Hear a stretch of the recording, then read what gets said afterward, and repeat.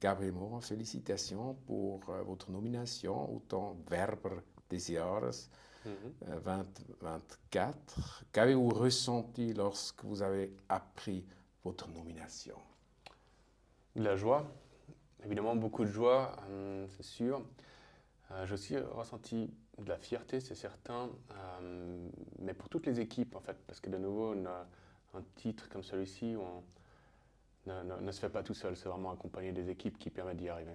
Et le moment que Anna a appelé, c'était quoi? Voir l'appel? Ouais, c'était assez marrant parce que j'ai eu un appel d'Anna très très tôt le matin. Et je me suis dit, ouais, c'est un pocket call, il y a dû y avoir une erreur. Et je l'ai rappelé effectivement 1 heure après, elle m'a annoncé la nouvelle. J'étais, ah wow, enfin, ça fait bien commencer la semaine. Pourriez-vous nous parler d'un projet en 2023 qui était particulièrement remarquable? J'ai pu avoir la chance de travailler sur différents sujets qui m'ont amené à collaborer avec des clients d'une manière un peu différente.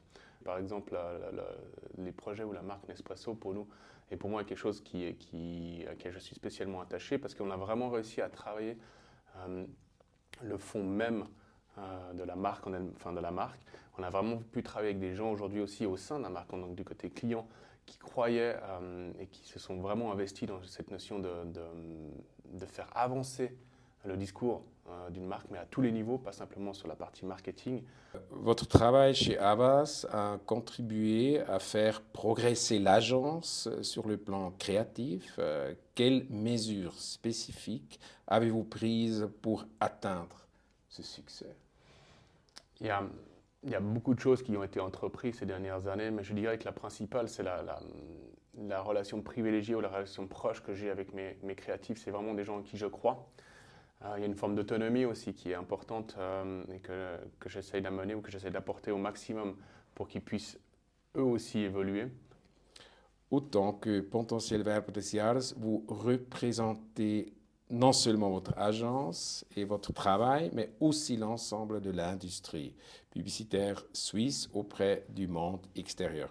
Comment décrivez-vous votre responsabilité dans ce rôle de représentant et quelles valeurs ou messages aimeriez-vous transmettre?